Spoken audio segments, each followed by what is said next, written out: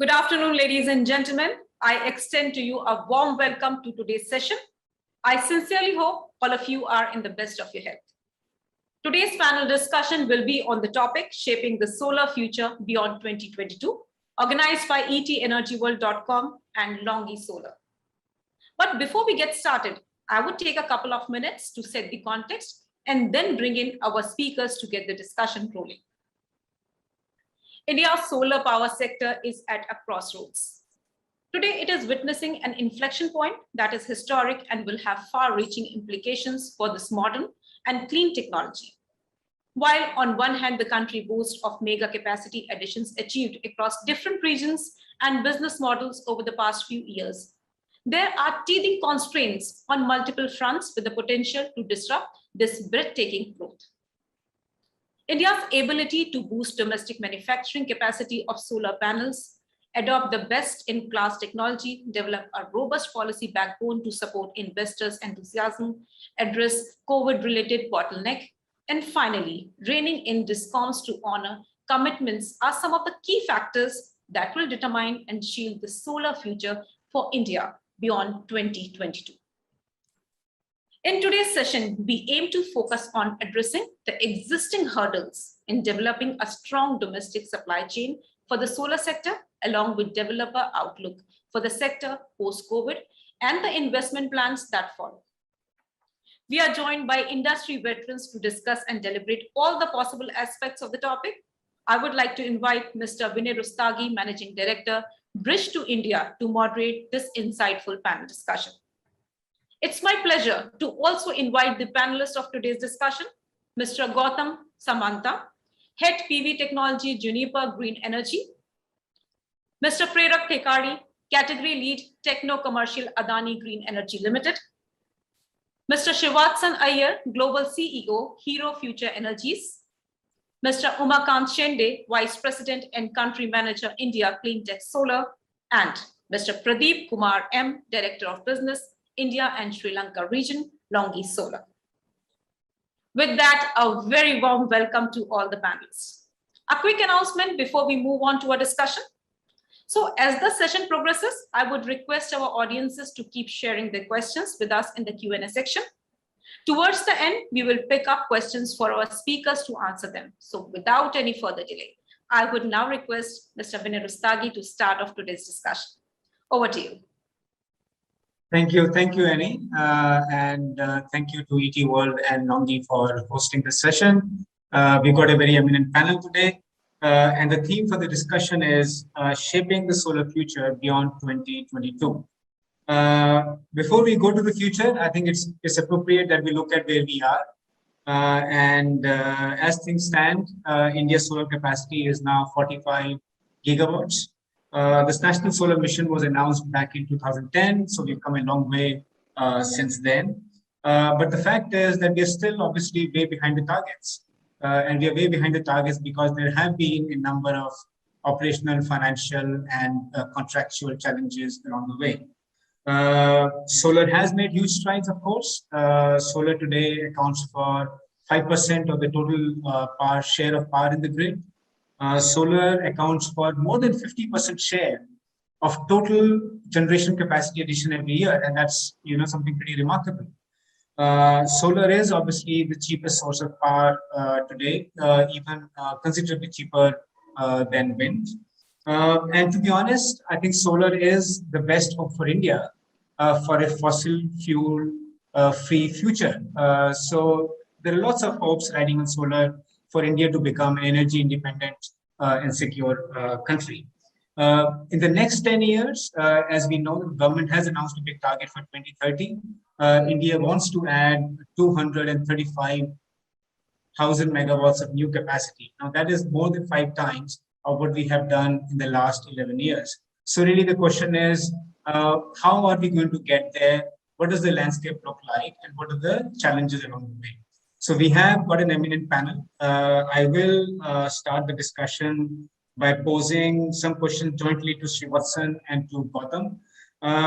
So Shivatsan and Gautam, welcome to the discussion. And really, I want to start the discussion by discussing at a very macro picture What is the role of solar in the Indian power sector?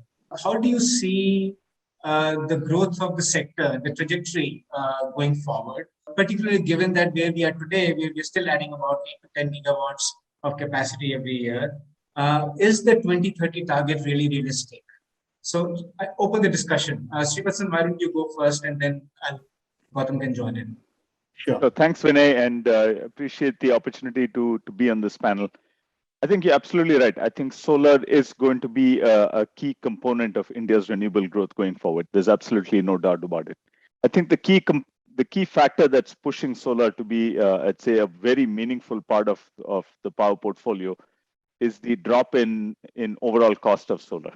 And we've been seeing it as part of the tariffs. And part of it is competitive dynamics as more and more companies compete with each other to win tenders and bids. But part of it is global costs are following in solar. And we're reaching the point where it's far more economical to build new solar than to build new conventional energy generation. And I think that tipping point has come. In fact, the other tipping point we should all, I think, be waiting for is to see when the cost of new solar or new wind drops below the existing cost or cost of existing coal-based power plant, for example. That's when you look to start shutting down existing coal-fired plants and build more and more solar, right? And I think we're not too far away from that tipping point. Though, of course, given the intermittency issue of solar and wind, you've got to have other solutions. You've got to have peaking plants. You've got to have storage. You've got to have, round the clock or hybrid type approaches. But we are getting to that point. So I'm very bullish on the role of solar in India. I think there's going to have to be two different trajectories that this takes. Certainly one is very large scale solar on what we are seeing on the utility scale. The other is, I think, a key part of the contribution is going to have to come from distributed solar, where you start to build solar at a more localized level, at a more discrete level. Commercial and industrial customers putting it in their rooftops, right? Putting it in small projects and ground mounted next to their facilities. Rooftop in residential, for example, right? And I think all of this will happen. And part of what could catalyze this going forward is more policy clarity from the government. A little more, I'd say, integrated policy friendliness, if I would use that word, both at the central and the state level. Today, a lot of the policies, some policies, I wouldn't say a lot, lack a little bit of clarity. And I think we are seeing part of that in the ALMM discussion today, where we're really not sure what's going to happen, right? And which module producers, especially the international ones, are going to be on the list or not. And that causes, I'd say, a little bit of hesitancy among the players, because you can set the growth targets of, adding another 250.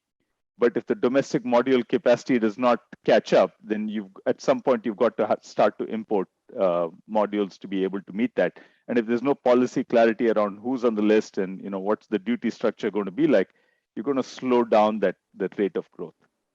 The second is policy clarity at an individual state level. Now, every state, some states have very friendly policies towards net metering, banking, open access, and some are very, very, I'd say, restrictive.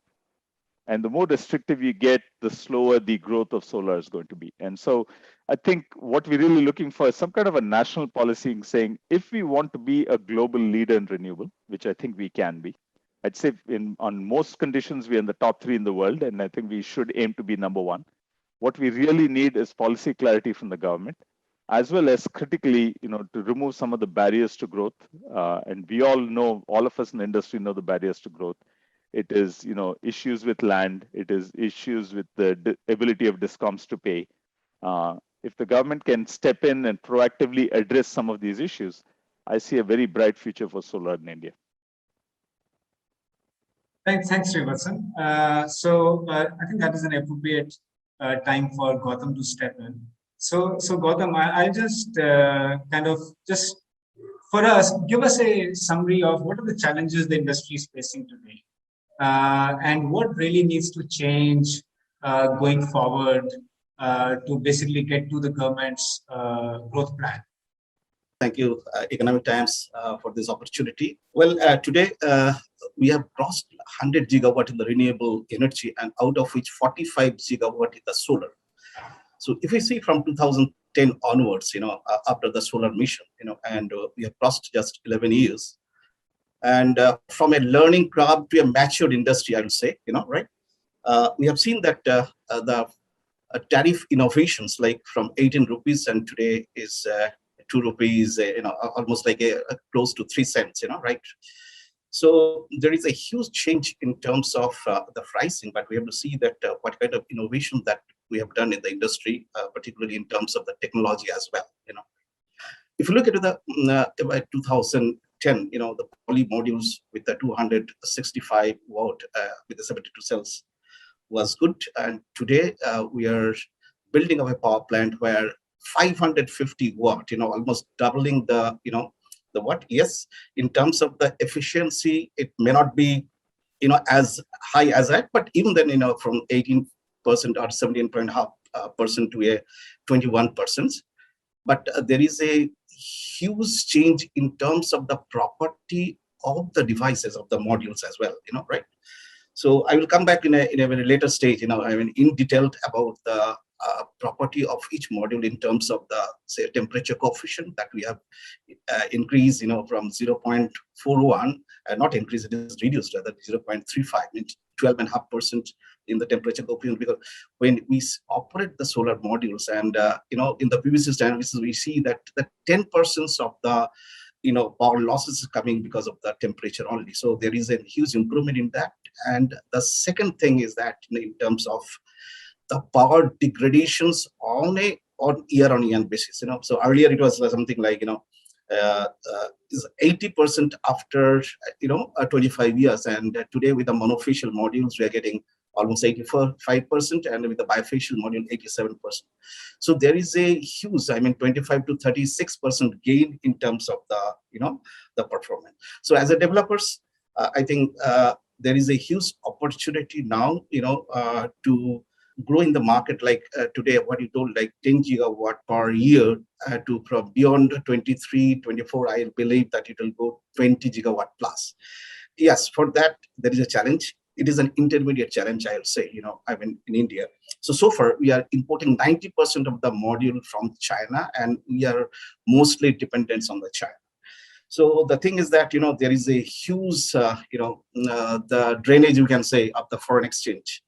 But I know today for this year, 20 gigawatt plus of cell and the module capacity is going to build up another 15 to 18 months time. And a lot of new corporate has already put up on place, and there are few players, new players that they're coming, and they're coming with a vertically integrated, a kind of manufacturing with the polysilicon, then ingot, wafer, cell, and the module.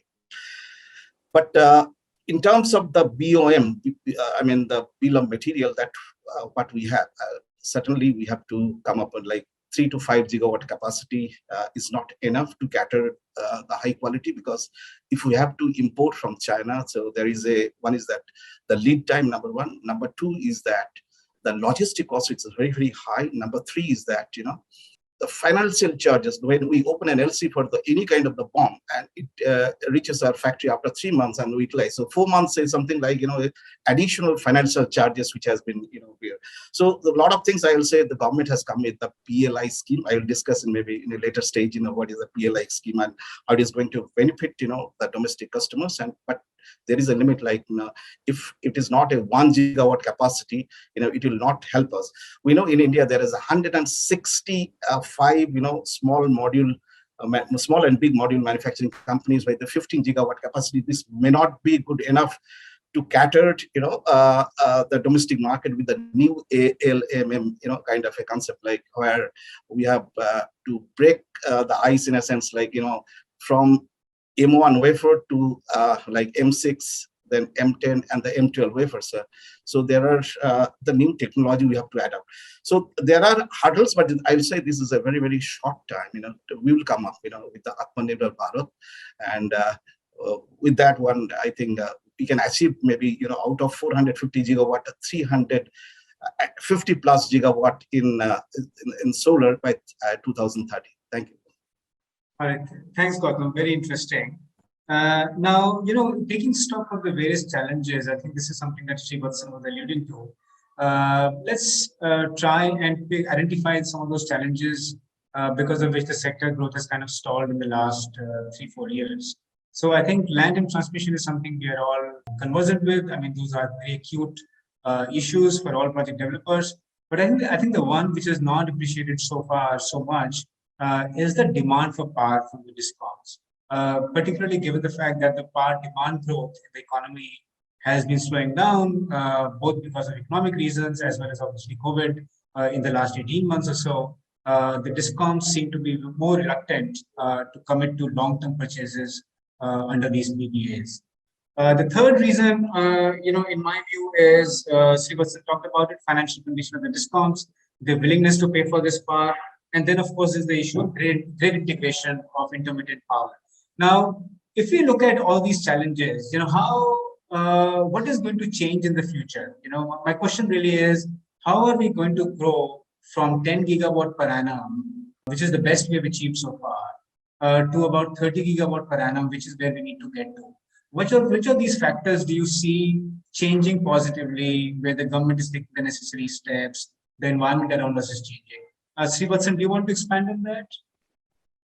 Sure thing. And, more than what I see changing, perhaps I should talk about what I would like to see changing. Right? Sure, absolutely. And yeah. So yeah, absolutely right. I think one is the reluctance of the discoms, and let me first address that question. I think you say reluctance of discoms to sign PPAs, and that's a very real issue, right? We still have a backlog of PSAs that have yet to be signed off on by discoms, and I suspect one reason for that is with every successive tender, the tariffs are falling. And so discoms are reluctant to catch a falling knife, right? I think their point is, can I wait for another 6 months because tariffs may fall another 3 paise? Can I wait for 12 months? They may drop further another 6 paise, right? So it's an interminable wait rather than say, let me get in right now and participate in these PSAs. In terms of how to get to 30 gigawatts, I think very ambitious. And again, as I said, I mentioned some of this in my previous response as well. The role of, I think, distributed solar is going to have to be critical here. If we just take a look at either central government or state government mandated solar growth, I think it is going to exist. The challenges are going to exist as well, right? Both in terms of the land, in terms of the PPAs, in terms of the credit rating of the discoms. I think we have to, in part, look at the commercial and industrial consumers of power and say, how are they going to drive the next, level of growth, right? Or take us to the next gear, so to speak. And I know we've got, Clean Tech Solar participating today, and they're certainly experts in this. And we need that sector to step up and say, we are going to participate for multiple reasons, right? One is the economics of delivered power is better than what I can get through discoms. And second is, as corporations look to make commitments to become carbon neutral or to increase their sustainable footprint, renewable energy has to be an increasingly important part of their contribution as well. And they can play a really important role by saying, look, we will contribute, we are going to build renewable energy on our premises, or we are going to access it, right, through open access type mechanisms. And that way, we are going to give a little more acceleration to this growth in India. Lastly, I'd say, the policy clarity in India is a significant barrier, and I shouldn't try to underestimate that. The competitive intensity is good. The competitive intensity also leads in many ways to a crowding of the marketplace and crowding of finances, right? If I were to use that word. Certainly one good thing that is happening is some of the large public sector companies are getting into the space and coming out with fairly large, I'd say, commitments in terms of how the capacity they're going to build. So you've seen what NTPC is doing. We've heard announcement from GAIL. What we want is more of these large players to get into the game now. And they've got the financial muscle, they've got the cost of capital, they've also got the means and the technical means and the expertise in order to do that. I suspect we're going to start to see a lot of these larger players, Indian players, get involved, who also have other resources in hand that can allow India to grow, from 10 a year, as you said, to 30 a year. But for me, it's still, I think the wild card is going to be the policy clarity from the government, both central and state, and the second is an increasingly important role for distributed solar. So let's not put all of our cards and eggs on, look, we're going to build, 300 megawatt utility scale projects all over India. Let's also look at, we're going to be building, 5 megawatt and 10 megawatts in 1,000 different places in India, right? And I think that's going to be a critically important part of this growth as well. Sure, Srivatsan. And I think you make some very relevant points about distributed solar and in particular CNI market. So we have got Uma here. We will come back to you, Uma, just in a few minutes. But before that, I want to talk about one more thing, which is that this grid integration of variable solar and of course wind power is also going to have a major role in the growth trajectory of these sources. So far, in many ways, going from 0 to 50 gigawatt or 45 gigawatt was easy, but the more solar we add, the more difficult it becomes to absorb that into the grid. The government has obviously appreciated that. They have come out with various tenders, hybrid tenders, solar plus storage plus wind, and so on and so forth. And Prerak, basically I'm looking to you to step into the discussion now. Just talk us through in terms of where do we stand on the grid integration aspect? How challenging is that going to be over the next 10 years? And I say that particularly, I think we should it's very interesting. If you look at the various states, how solar has grown on a state-by-state basis, some of the states which took the lead early on, I'm looking at Karnataka, Andhra Pradesh, Telangana, they basically stopped, new tenders and new projects pretty much altogether in the last 2 to 3 years. And because their solar and wind are already something like 20 to 30% of the grid, and they're saying we can't absorb more. So just tell us, what is the gravity? How serious is this challenge? What are the various technologies and solutions potentially? And what kind of opportunities does it throw for big developers? Thanks, Vinay. So we'll start with the overall combination of hybrid energy. So, this hybrid tender and hybrid energy is a very good initiative by government, where there is a combination of solar and wind, which can impact on the energy increase for the overall nation. The best part of this combination is that when you are doing this hybrid tender, so the solar and wind both energy you are likely to have at a single location where you can leverage both. So the difference of day and night, when the solar can be only generated during the day, and during night time when you are having setback of that energy, so that can also be compensated. Now, when we are discussing about the 450 gigawatt target by 2030, as per the government of India, if we'll still consider that 350 megawatts still we have to do in next 10 years, then we have to have a commitment of 35 gigawatt every year. And this commitment cannot be done with only one source of energy. When we are discussing on the tender, yes, this as per the recent cases, we understand that the result of recent auction and tariff, that are saying that the recent tariff of even hybrid project are getting squeezed more and more. One-sided, there is an increase in the raw material rate. One-sided, there is increase in the module rate, and another side, the overall tariff is getting down. So that also making a big challenge to the developers to take more participate in hybrid tenders and to take it forward. However, the way you have said that, it is very rightly said that Karnataka and the states where one time we also built up more than 30 projects in parallel. So in last 2 to 3 years, we have found very less projects in these states. So what is our thought process on that? That if we want to achieve this 35 gigawatt per year target, every state has to contribute their best and have to initiate more and more tender on the renewable energy sector, which can promote more on the renewable energy than the coal and thermal based energy or any other energy sector.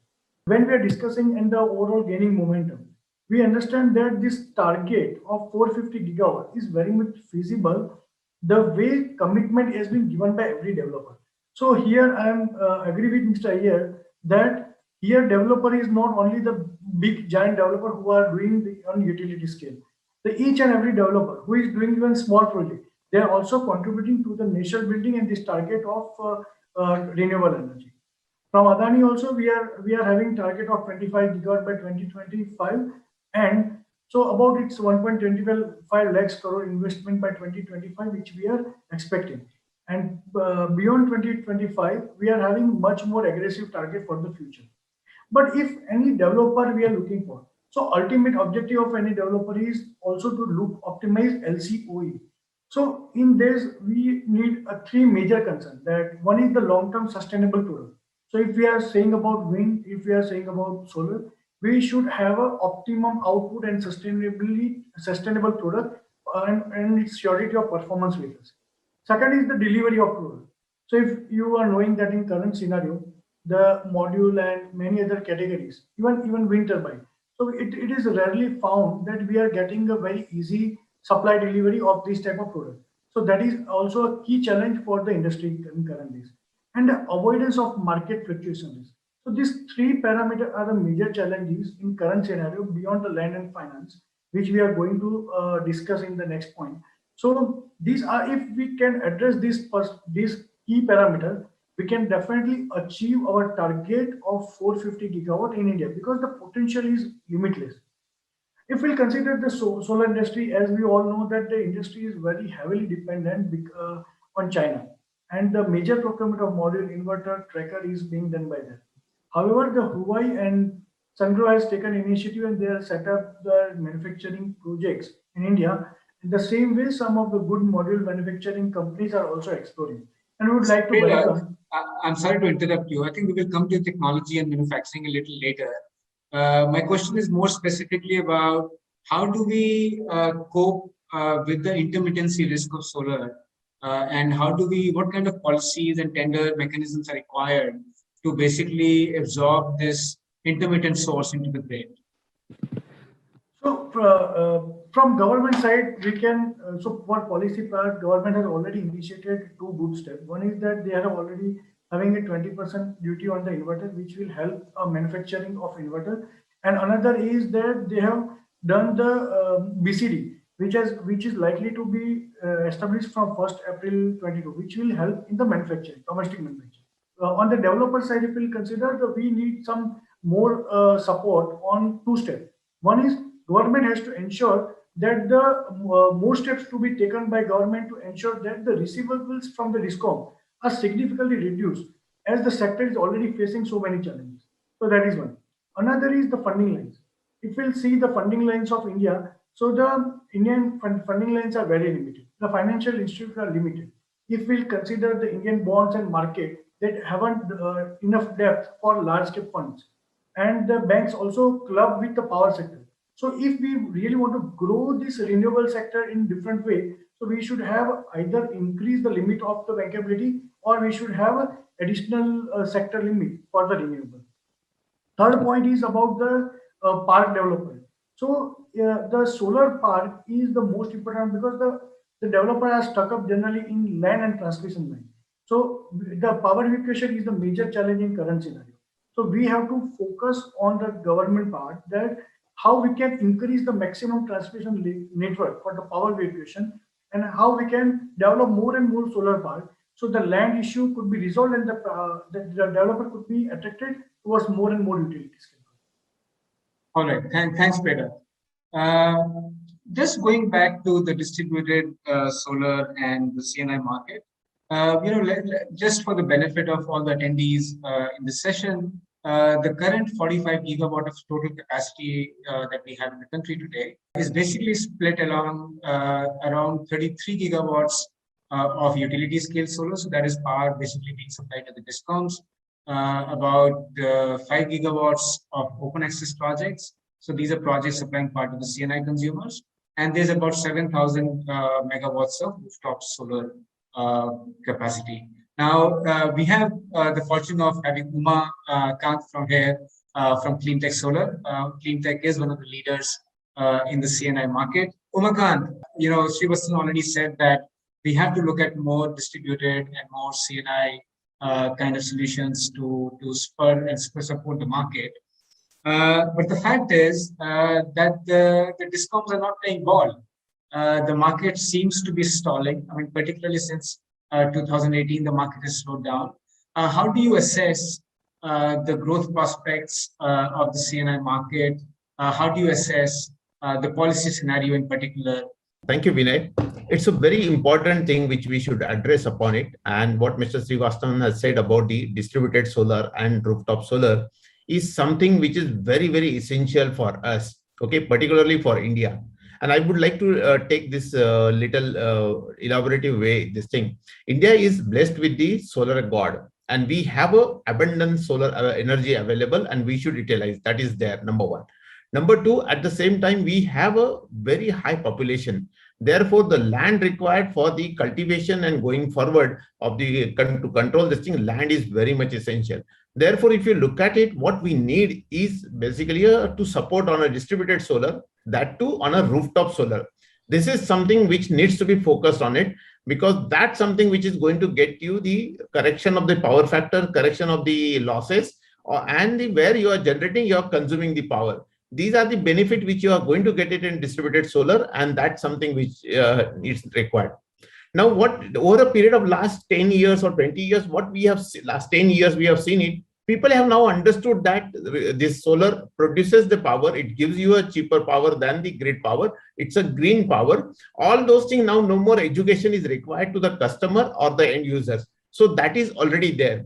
Now, what is the focus? What everyone is mentioning it about the DISCOM role to play. Yes, DISCOM has a very major role to play. But let's look at it. Let's look at it from the DISCOM angle also. We generally make DISCOM as a responsible, or DISCOM, we make them DISCOM as a villain, or they are the bottleneck in the growth. But that's not something from the DISCOM point of view. If you look at it, they are losing their major customers, whether by giving the open access or by giving the rooftop solar to them. So that is something they want to protect their own organization. So where exactly the government has to, when they are announcing like 45 gigawatt per year or 35 gigawatt per year of the policy, they should also see what is the DISCOM health.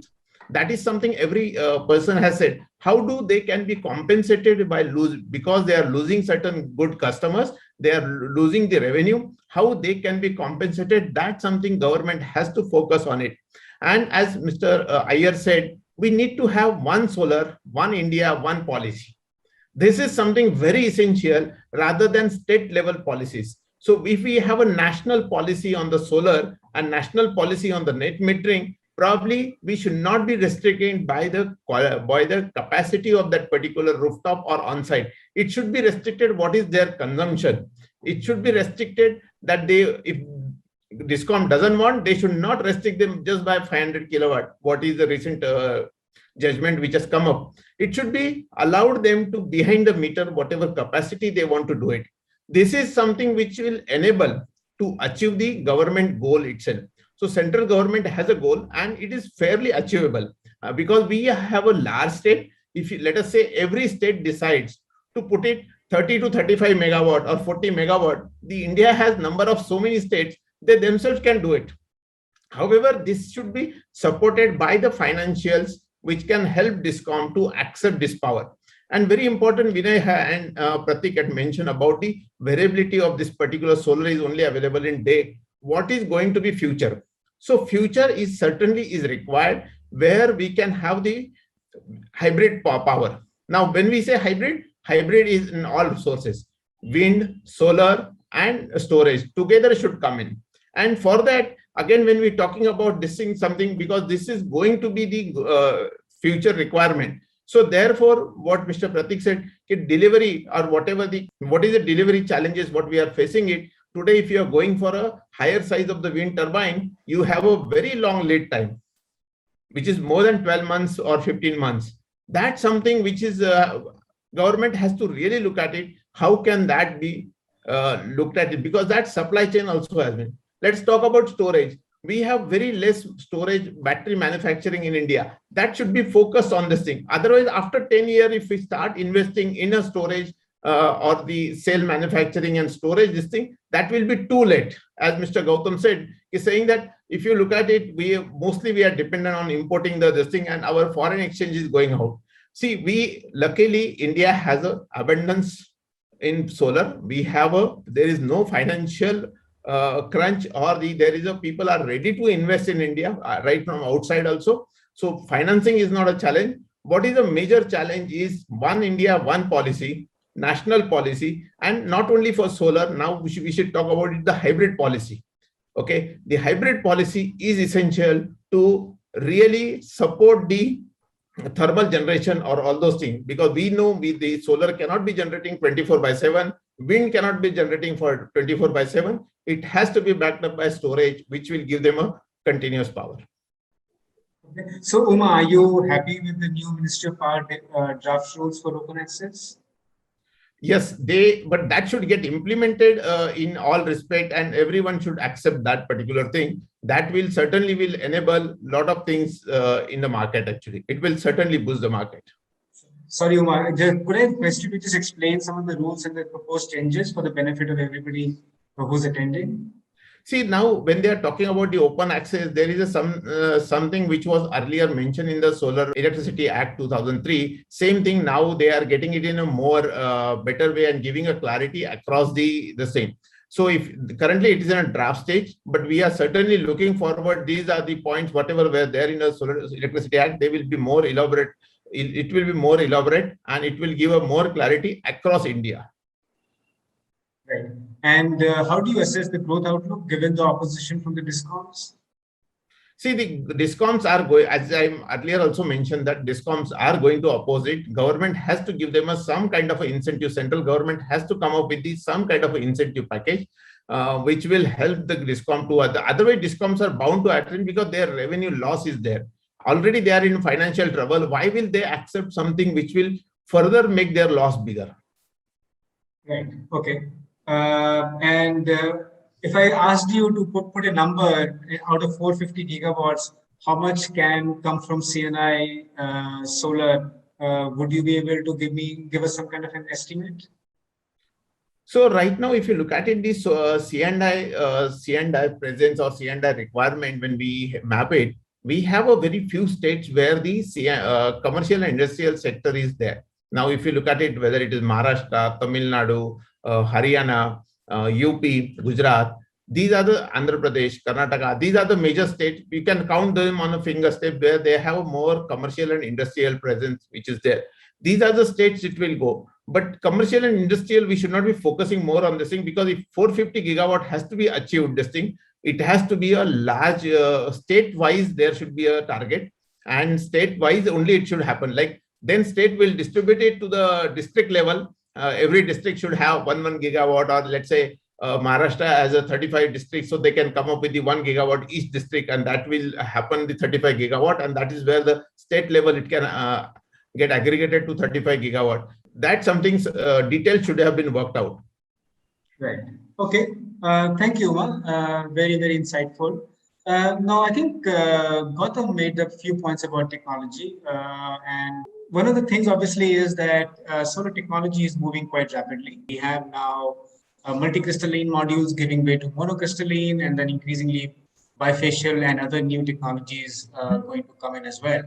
I would ask Pradeep maybe to start with. Pradeep, what is the technology roadmap for solar? What can we expect in terms of new technologies, efficiency of modules, cost of modules, etc.? Okay. Thanks, Vinay. I think first of all, I would like to take a moment to wish everyone a very safe and healthy stay during this challenging time. We all know that life is not simple, but I think with the scaling up of vaccination drives across India and across the globe, I think the situation will be better very soon. So getting back, I think under the National Solar Mission, what we have right now in India, I think we have been doing a phenomenal job in terms of transition to renewable energy. We have always been one of the top countries in the world, I think, when it comes to adding the renewable capacity every year.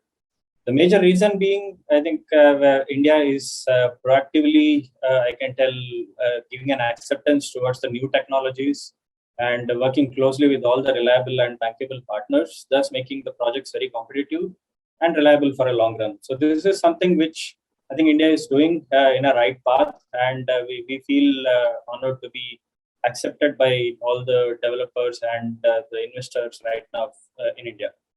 Now, coming to the technology aspects, I think being a mono-technology player from the beginning, Longi is happy to see that the entire globe has shifted from poly to mono over the past couple of years. Well, India being one of the major contributors for solar, also shifted majorly towards accepting mono-technology on a very large scale. Now, we have seen this transition happen over past 2 or 3 years.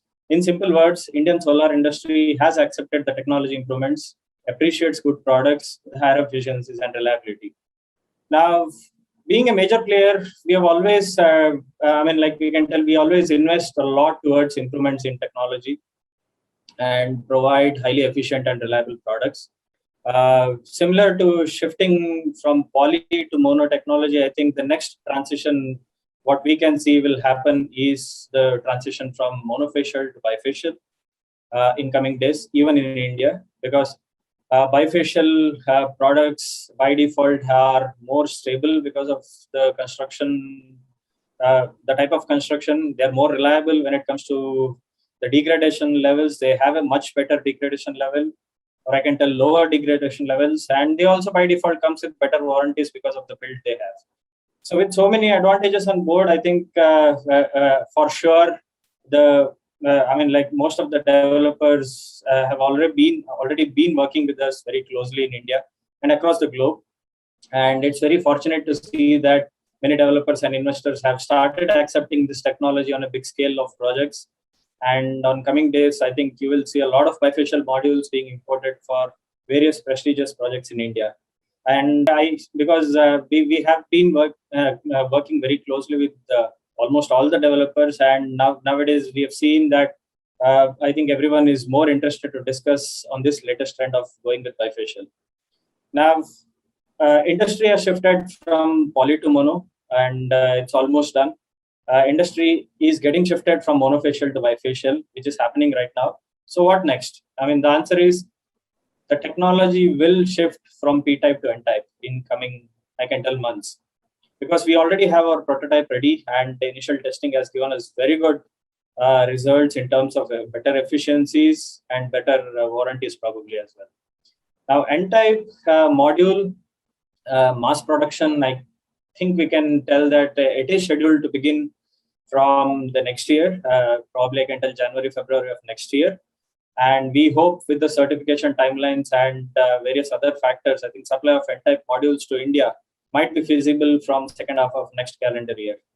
And coming to your question on cost hikes, I think the cost is majorly decided by several raw materials like silicon, glass, silver paste, your frames, your backsheets, etc. Although Longi is vertically integrated to the best possible extent, we are still dependent on several raw materials like what I've mentioned now. During difficult times, I think we absorb most of the shocks as much as possible, but at the same time, we cannot be absorbing the too much of fluctuation in terms of the supply chain issues, or probably in terms of the costing from the raw materials.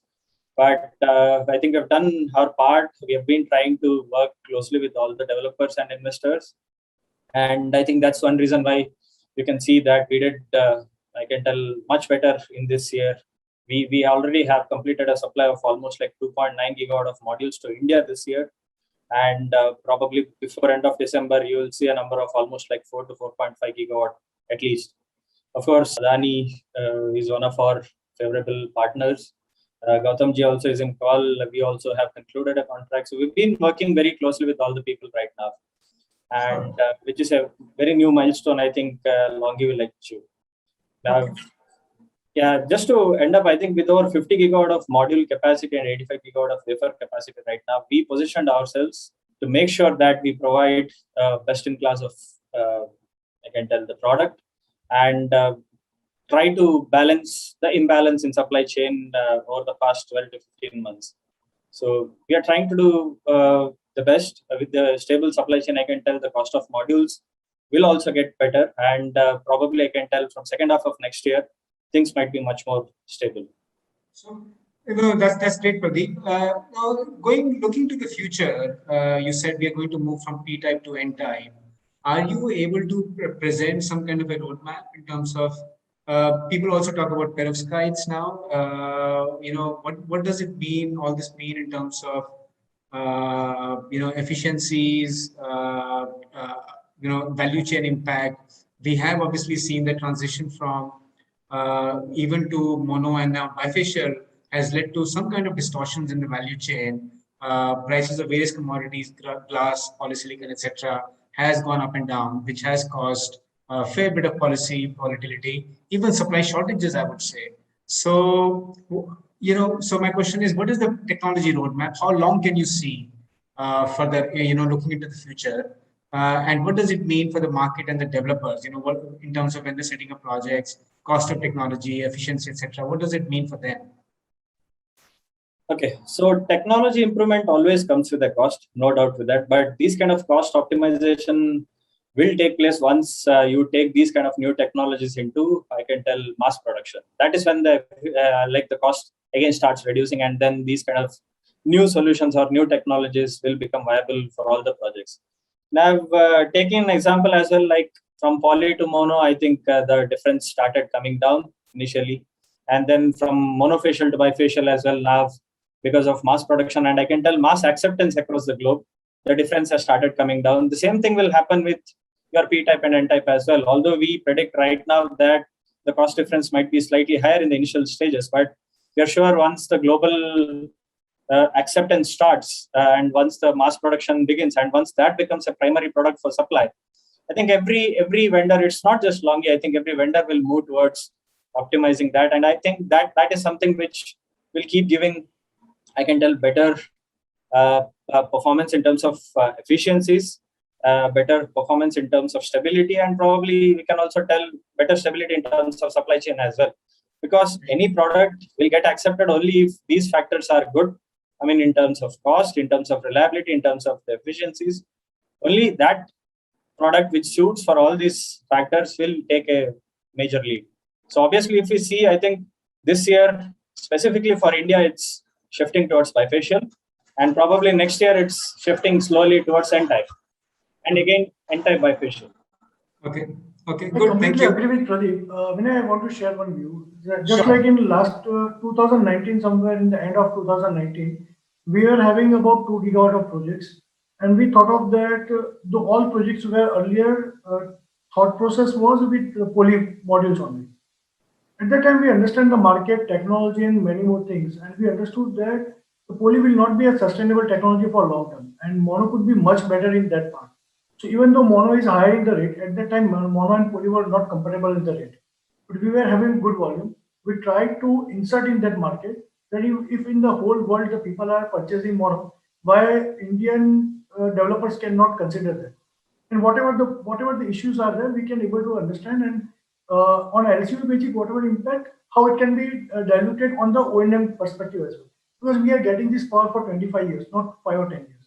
On many other perspectives, we understood the technology, we discussed on the mono in depth, and then we found that it is much more advisable decision to go with mono with higher watt peak, considering the BOS cost, considering the land issue, considering the project viability and sustainable product.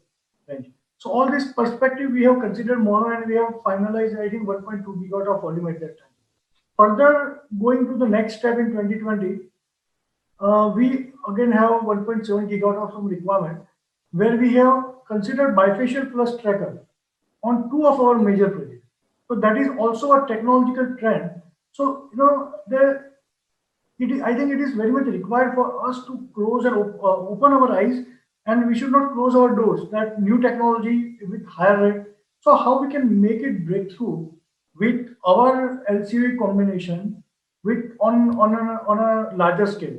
So that we have to think of, and that can work out somewhere. Sure.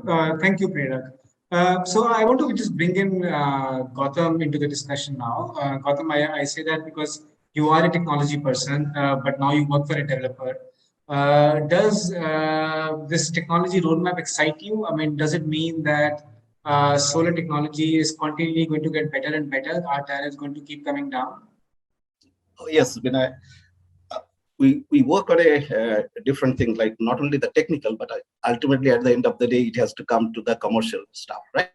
So if you see the simple formula like LCOE is the capex plus opex divided by your generations, But if you look at the generations, from the developer's perspectives, so we have to select the right equipment, either from the inverter or the solar module. But the major emphasis is the solar module, which is contributing to 50 to 55%, right?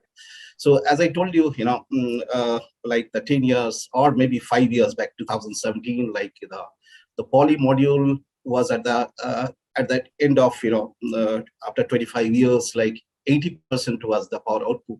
But in 2019 onwards, when we switched over to the poly to mono, even in the full cell, it was something like, so 84, 85%. And now with the bifacial mode, 87%.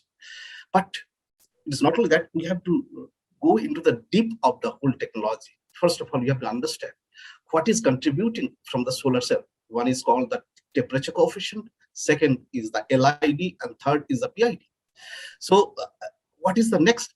From the module level, we have to see that how it performed for the long term, because in the power generations, the reliability factor is much more important, in a sense, like it's not only the high power, as I told you, like 550 watt is there.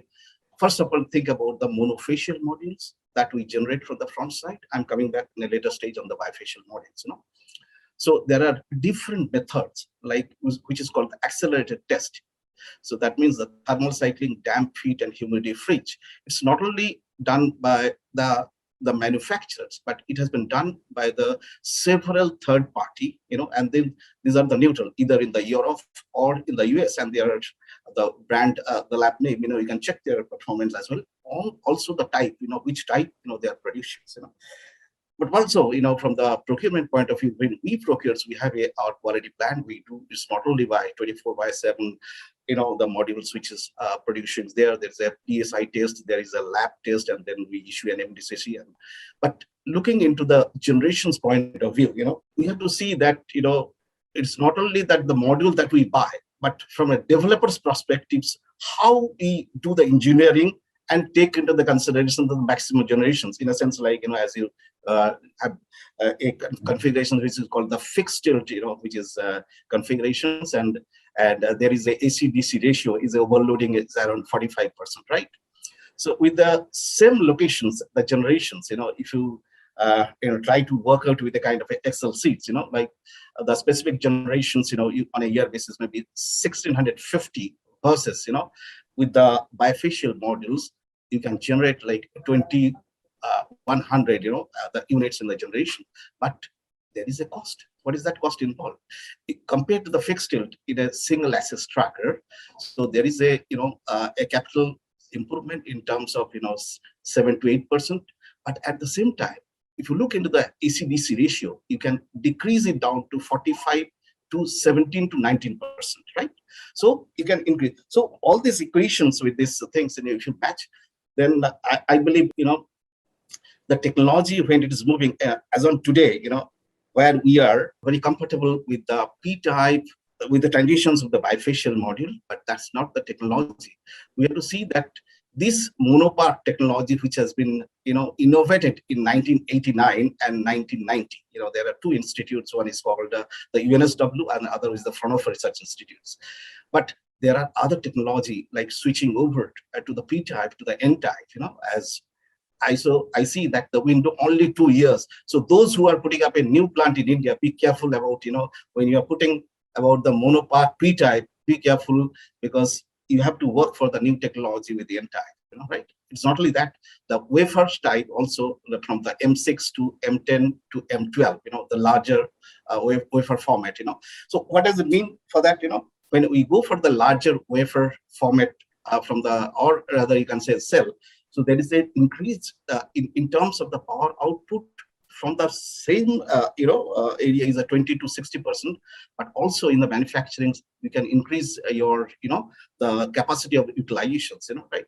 But coming back to the point where I was discussing about the developer's point of view, so maybe from 2 years down to the line, the N-type modules when we get either from the park end part, or it may be top core. I'm talking about the two technologies which is very, very adaptable from the monopark line. I mean, the additional capex may not be that high, but if you look at after 25 years, the degradations is pretty, at least you can say 50% of the degradation list. That means after end of 25 years, 90% of that. So Gautam, just to break it in simple man's terms, Yes. You were talking about improving technology, improving Yes. power yield, improving Yes. reliability, etc. Does it mean that given the roadmap, we expect tariffs to keep coming down? Is that what it means? Oh, yes. I believe that. So there are two things, as we are dependent today with the Chinese, the import of the modules, domestically, I'll say we are vertically integrating in the backward integrations like the module manufacturing, then it's a cell, then it is a wafer, then the ingot, then polysilicon.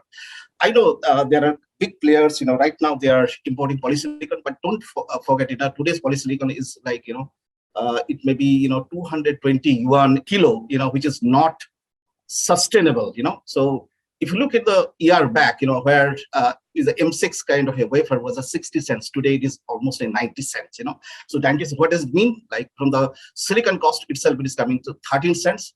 The conversion cost from the, module is bombed like 9 cents. And there is another, there is a, what is called the capex, the Sure. depreciation, interest, and then your others like the profit, you take 2 to 3 cents, like 25 to 26 cents is today. But this is not the market, So something like, I believe that it will automatically come down to below 20 cents. And we work with the numbers, something like, not only on the module side, but also on the in the developer side to come down to magic numbers. I'll discuss maybe later stage, I mean, all this. All right. Yeah. Thanks, Gautam. So I just want to talk about the Make in India campaign, Make in India policy. The government seems to be making huge commitments to Make in India. A number of policy initiatives have been announced. There is the basic customs duty of 25 to 40% expected from April onwards. The government is proposing to give financial incentives in the form of PLI for backward integration across the value chain. And then, of course, there is the ALMM. There is the government, at least informally, has even said that we will not allow international modules to come in because we want to promote domestic manufacturing. Now, it raises a few questions. I mean, one is how realistic is the Make in India campaign, Make in India policy? What kind of opportunities and challenges does it throw for the solar sector? Can we pick up the pace in time so that we have got sufficient domestic manufacturing capacity to cater to this 20, 30, 35 gigawatts of new demand every year? And is it even realistic? I mean, what is the role for the overseas players? Pradeep, I want to start with you. How do you see that debate and discussion?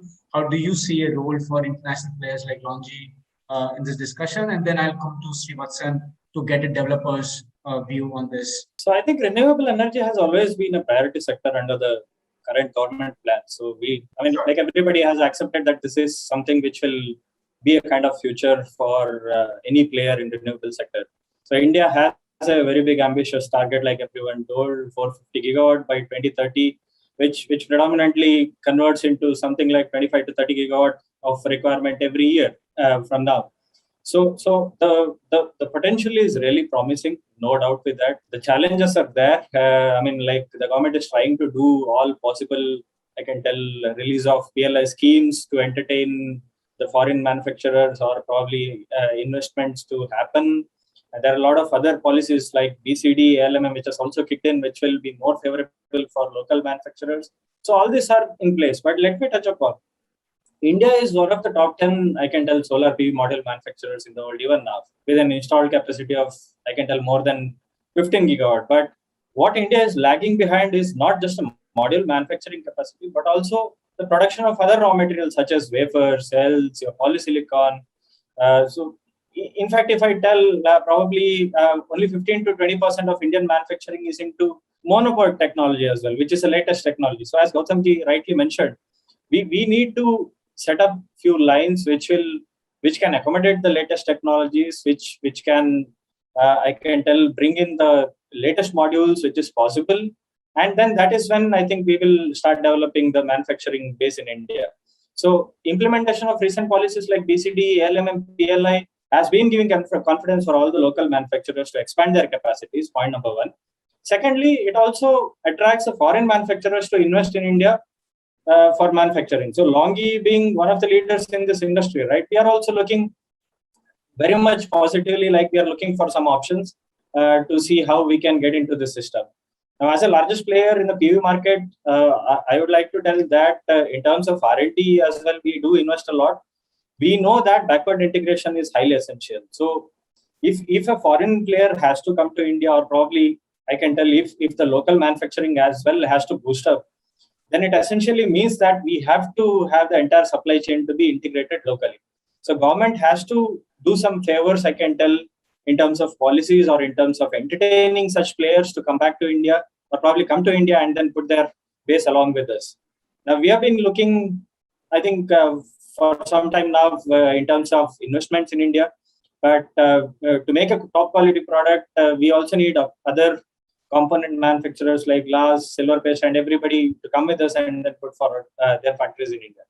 Now, we also need to note that any big investment planning, I can tell, is purely based on the sustainability and growth plan of each individual companies. So it's not just about investing and then start manufacturing. So we need to think how this business will go ahead in probably, I can tell, next 5 or 10 years down the line, for which a very stable and a long-term policy is very much important. I am specifically telling this because, say, for example, there is a new policy which has come up, that is BCD, which will get implemented from April 2022. And we say that, say, for example, Longi wants to put up a factory in India right now, which might be possible within 10 to 12 months down the line. So if we initiate the manufacturing process right now, I think in 10 to 12 months down the line, we can start up with some kind of an initial manufacturing facility. But even by then, if there is no ample amount of local manufacturing capacity, the government is bound to give some relaxation in terms of BCD, in terms of ALMM and other policies, because they're bound to do a lot of projects in India. So what will happen for our investment? By then again, the investment, or probably I can tell the import from China, might become cheaper. So there is always a kind of ambiguity we think upon what is the right time we have to put forward our leg to.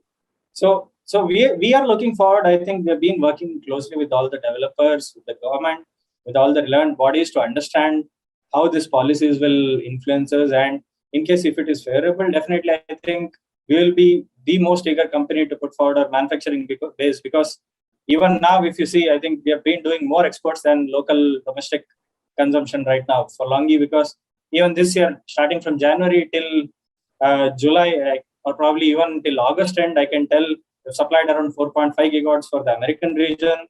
We've supplied around 4.5 gigawatts for European region, APAC region as well, almost touching 5 gigawatt of supply, which essentially means out of 24 gigawatt, what we have done till date, we have exported more than the local consumption. Of course, in Q4, the situation might differ.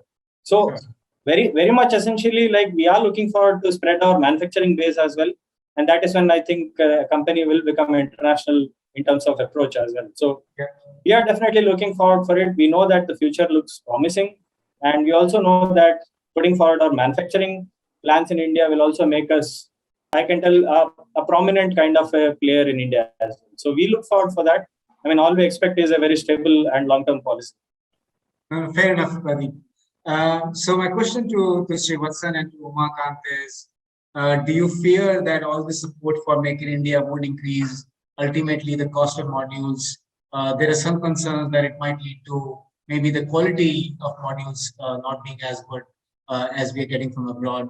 How does it affect the project development growth outlook? I think good question, and I really appreciate all the comments made by Pradeep. One is, I think we have to realize, and this is my personal belief, that solar modules and silicon is in a way the new oil of the world, right? For the last 30 years, people wanted to make sure that they were self-reliant on oil, right? So whether or not they had the resources, they put a lot of effort into saying, let's cut back on our import dependency of crude oil and let's try and find oil and gas domestically. And I think countries are going to start to take the same view now about silicon and about solar modules. Now, if you look at Make in India, and I think the intent is really good. Again, the intent is to be, I'd say, self-sufficient so as not to be held hostage to imports, either through financial and or other political reasons going forward. However, today, if you look at the Indian module sector, we call them module manufacturers. Perhaps I use a different word. I call them module assemblers, right? Because they basically buy the different pieces from different parts of the world and just put it together in India.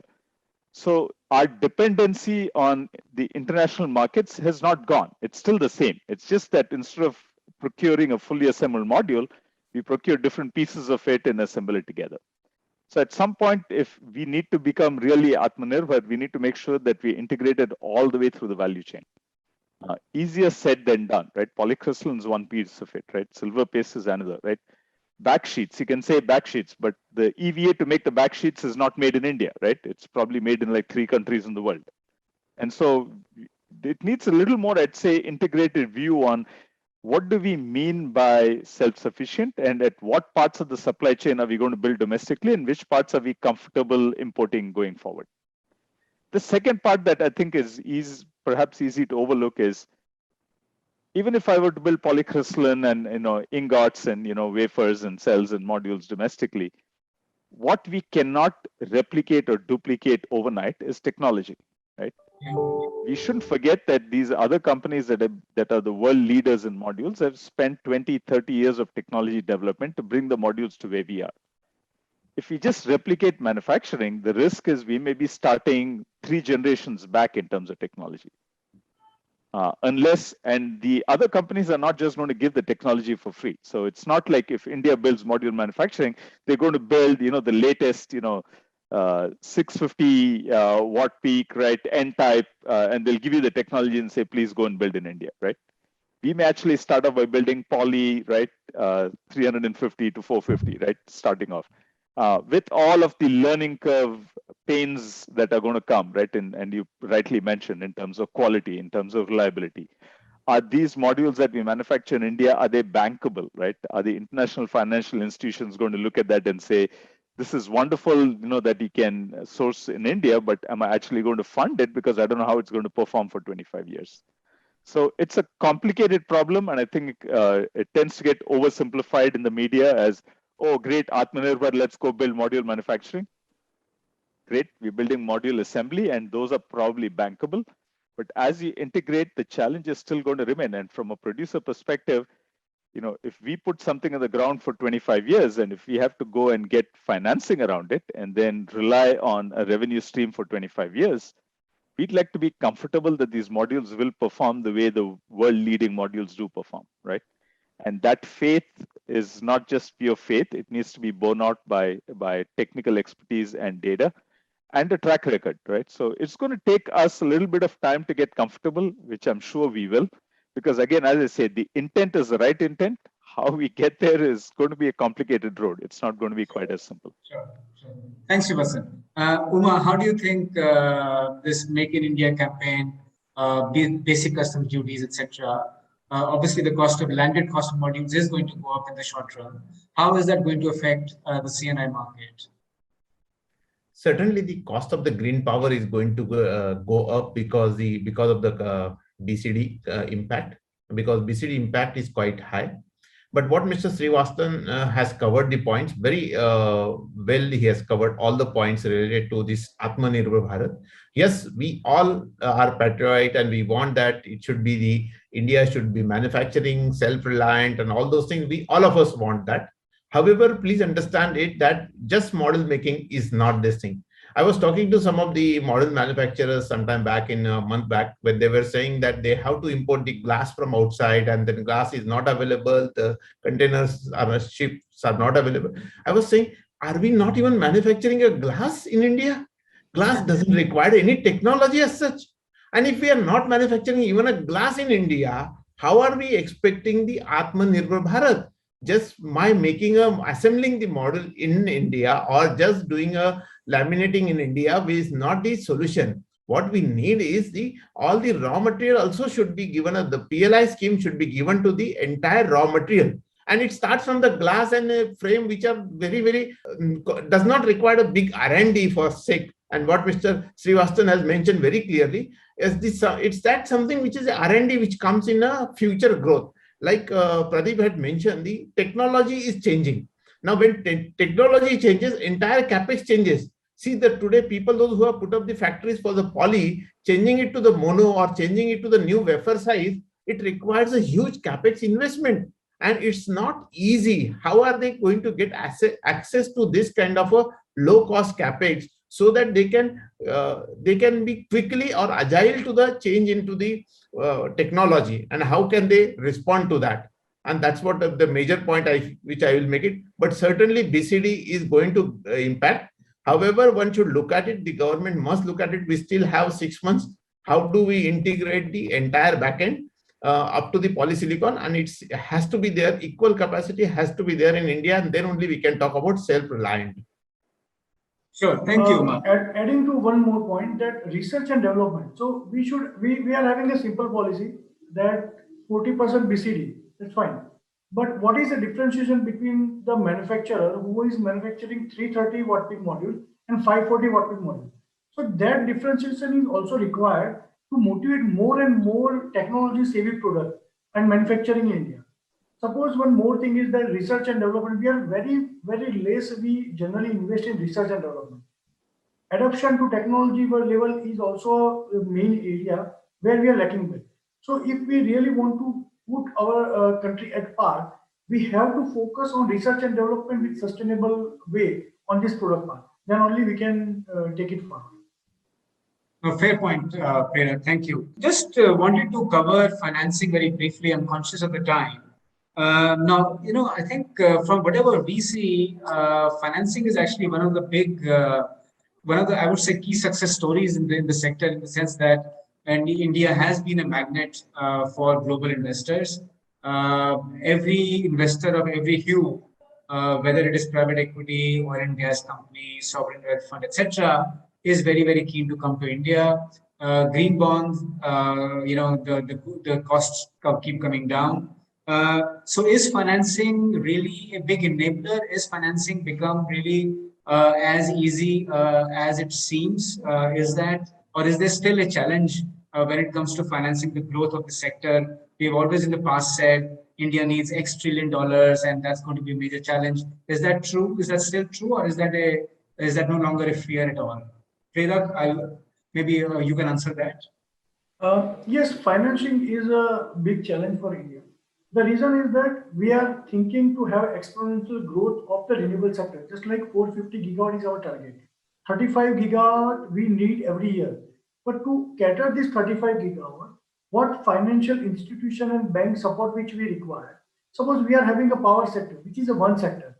Power sector is having some specific criteria available. So some specific limit is available to that sector. That sector is following thermal and renewable both. Now, if we consider the large projects of thermal, the renewable is left out with some small quantum, which is not enabled to fulfill the large requirement of renewable business.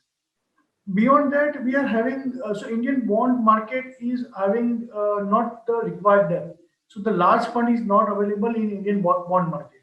So that also impacting too much. So that's why the developers has to go to the foreign fund, which can bring in the lower interest rate, as well as on a large scale fund can be accommodated from the foreign banks, which is not easily available in India. So that is impacting on this part.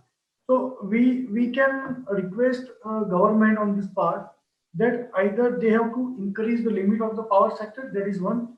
Either it can be a different for renewable and other power sources. So that could be a different sector on the fund money.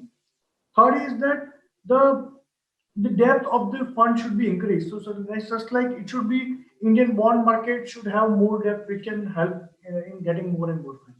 So this type of mechanism can be developed. Sure. Srivatsan, just very quickly, is financing like a major plus point for the sector? I mean, do you think there are still some weak spots, say, for example, domestic bank debt, etc.?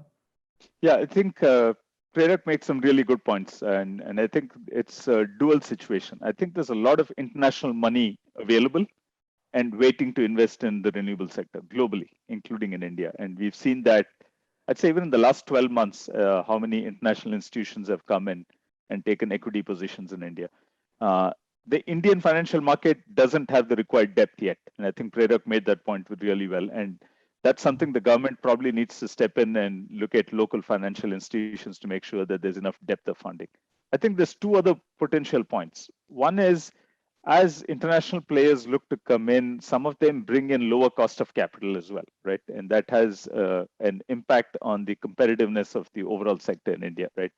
Especially when you have Middle East players who come in and participate in the Indian renewable sector. The good point is they bring in funding with themselves while they come in, and they also bring it in at a lower cost of capital, which allows them to be competitive and which allows the sector to grow as well. The second part that I think we are still waiting to see how it's going to play out, but I'm almost certain it's going to have an impact, is the more uncertainty there is in terms of the PSAs and the DISCOM financial health, the greater impact it's going to have on the cost of financing.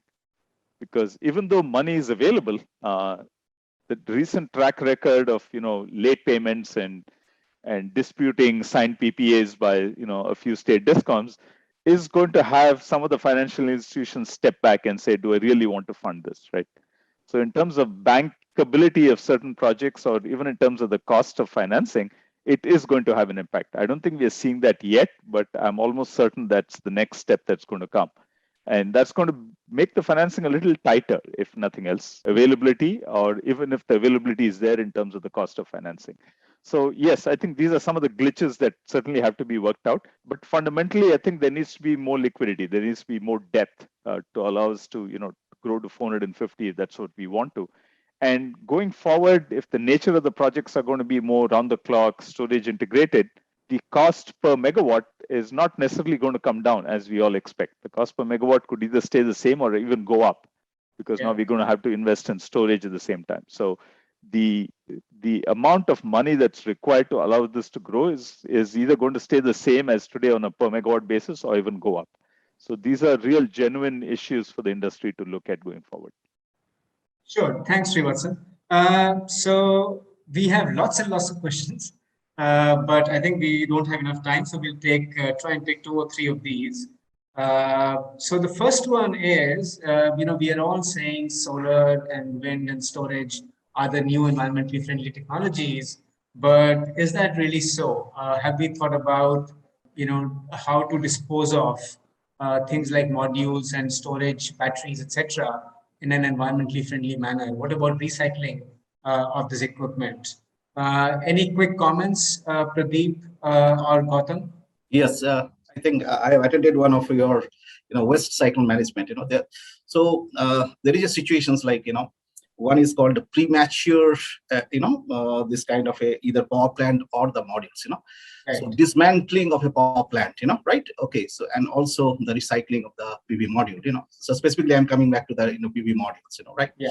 So from the engineering point of view, we know the material, how it is made of, and as you know, when it is coming in a container, right, there is a pallet, and each module today is around 35 millimeters of the aluminum channel. So it takes a huge volume.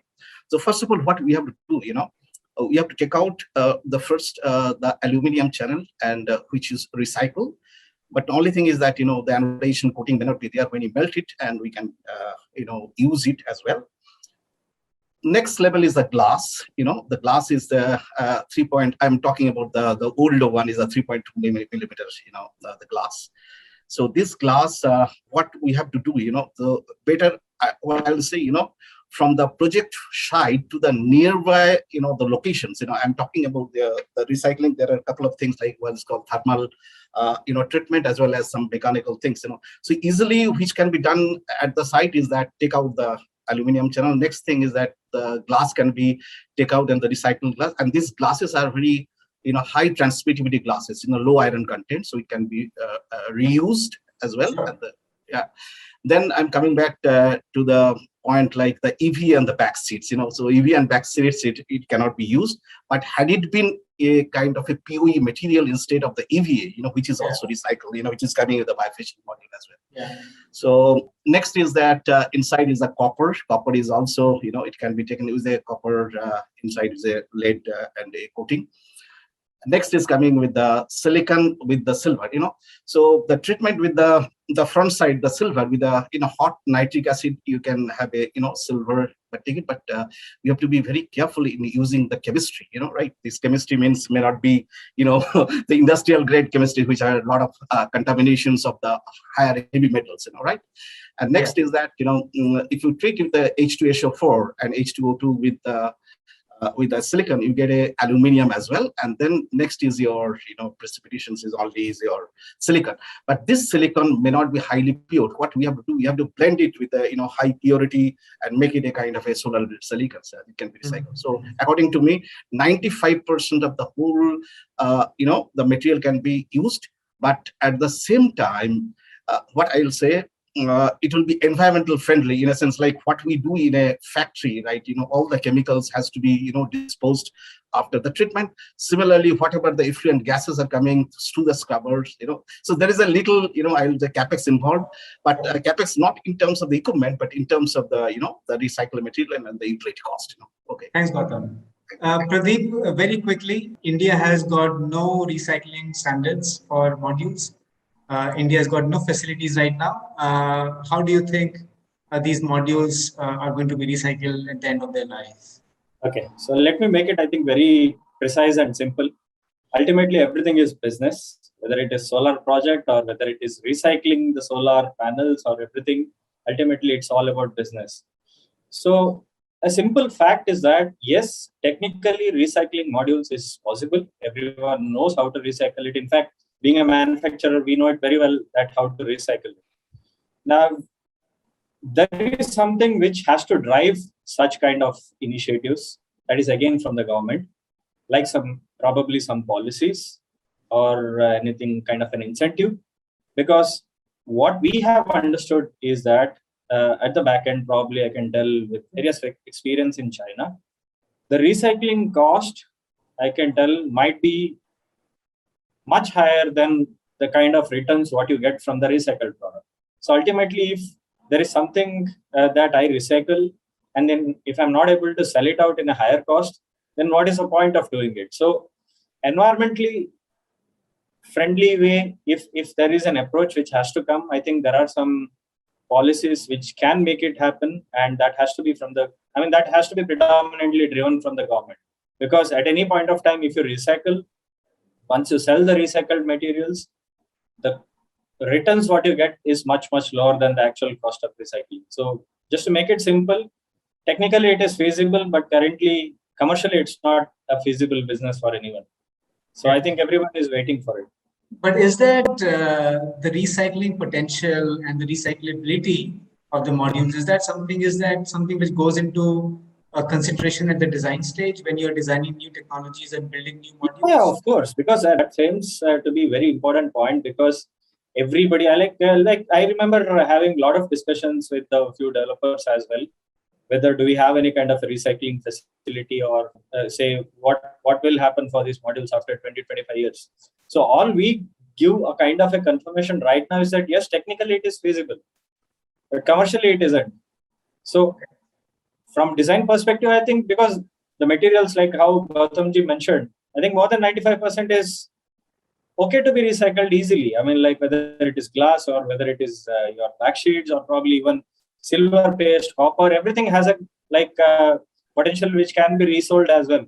But ultimately, it's all into economics. So that is something which I think the government has to come up on an environmental, I can tell, a concern kind of a basis. And that's how things have to change, because I feel this is probably the right time to start thinking towards that, because with the kind of, or I can tell with the volume of installation happening in India right now, after 15 to 20 years, I think predominantly this has to become a kind of a major business. Okay, thanks, Pradeep. The next question, I think we've got time for only one more, is basically the module costs are going up, but the tariffs are going down. And the question really is the project development business very viable and attractive as everybody says it is?